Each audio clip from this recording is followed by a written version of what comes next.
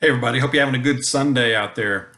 Well, I just wanted to do a video on this because here lately, with all the talk about possible food shortages and the panic runs that may happen on the grocery stores, I'm seeing a lot of comments on social media and some on my channel as well about people accusing us as preppers of being hoarders or accusing us of being contributing to the problem or being the problem.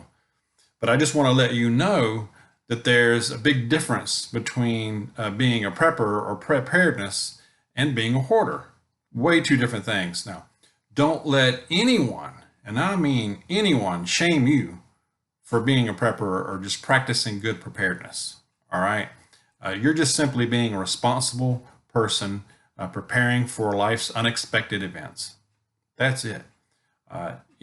We're all a little different. We all may have a little bit different of a focus, but what it boils down to is just being prepared for things that are life's curveballs. So I think in the year 2020, we can agree that we learned to expect the unexpected. I mean, it was just one thing after the other. Okay, and so when you had in early 2020, when you had the panic buying that went on, the toilet paper crisis. We were prepared. We didn't panic. Okay. So anyone that says that you're causing this problem or that you're contributing to the shortage or causing a panic, it's utter nonsense, man. I mean, it's just not true. First of all, prepping is a lifestyle. It's an everyday thing.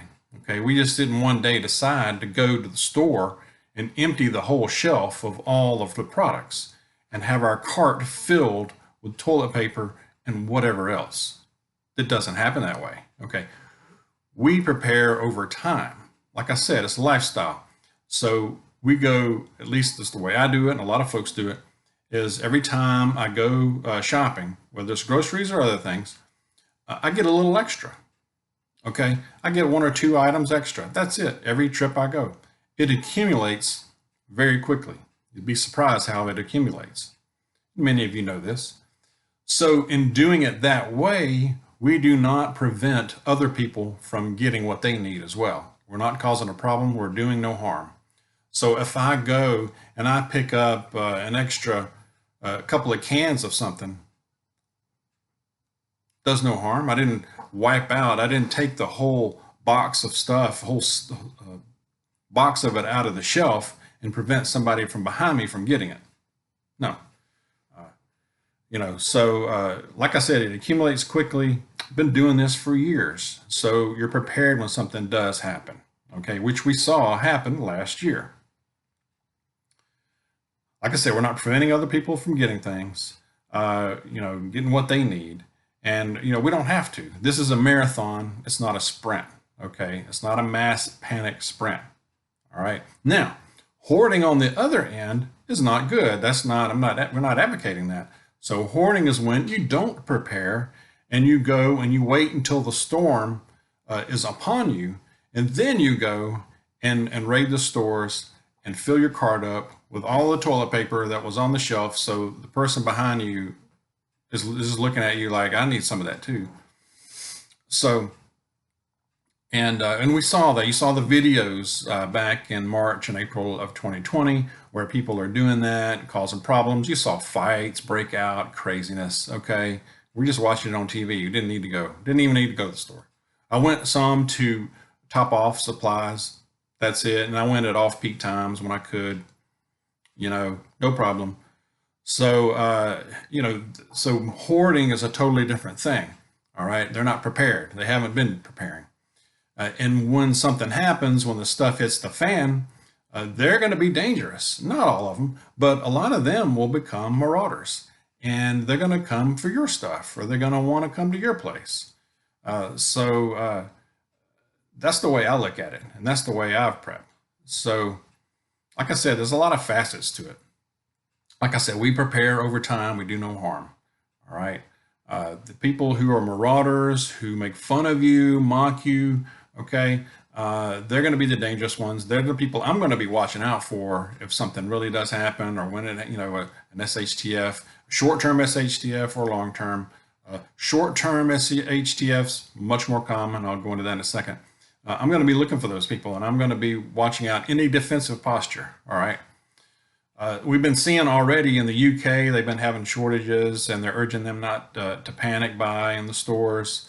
And here in the United States and some other places, you're starting to see holes in the shelves. If you look on social media, people are posting pictures of holes and shortages here and there. Okay.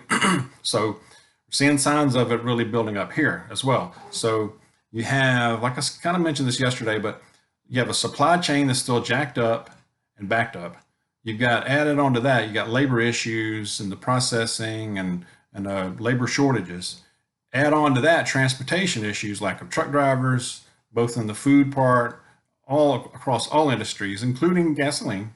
So, and then you add to that new possibility of new lockdowns or restrictions.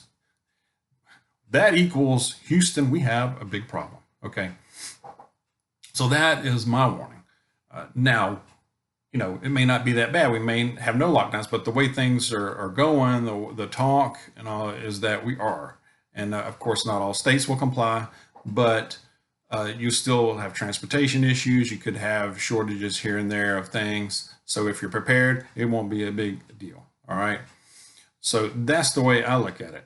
You know, if you're prepared, it's not such an emergency. You don't have to panic. One more quick thing, another misconception is that we only prepare for the end of the world. Okay. In reality, we're really preparing for more realistic situations, your short-term SHTFs, you know, and they happen. I mean, we saw that last year. And so, you know, it could be anything from a water main break to temporary power outage, natural disasters. Think about what happened to Texas freeze this past winter. Okay. The more prepared you are, the better you can survive something like that and be more comfortable. Lockdowns and restrictions, you know, prepare for that. Automobile breakdowns. Is your automobile prepared for a breakdown where you're stranded for a while, for a few hours even? Okay. You may not be able to call for help. You may be in a place that doesn't get good cell reception, right? Do you have extra pair of shoes or walking shoes in your vehicle if you need to start walking? Little things like that. That's what we prepare for. Okay. The long-term SHTFs, your end of the world things, not as likely. Okay. They could happen, sure, but they're not as likely to happen, like your Hollywood style, like in the movies where you have the Walking Dead situations, your World War Z. Okay. How survivable is that on a long-term basis anyway? All right. So, you know, a big asteroid comes and hits, or the super volcano out in Yellowstone erupts, you know, not very survivable, really, if you think about it, maybe, but depending on your location. So I think you should you prioritize, you know, you prepare for the likely events, like I've mentioned there. So even a long-term SHTF situation, depending on the situation, depending on the event, if you have sustainable things like you can grow your own food, you have your fresh water source, you have defensive tools, you can survive something like that as well. Much tougher the longer it goes on. Different things happen, disease, accidents, you name it. Okay. So anyway, I believe the biggest thing we're dealing with is a slow, gradual societal collapse. Okay. It's been happening for a while. It happened with the Romans, ancient Romans, the ancient Mayans. It just gets rolling, and it's hard to notice it because it's a slow decline. All right. And we're starting to see things that may be building up now, speeding up, but who knows? So that's what I think we're dealing with right now in this era, just my opinion. But share your thoughts. I'd like to know. And I think that's about all I have right now. Hope you have a good rest of the weekend. God bless you. Take care out there. See you soon.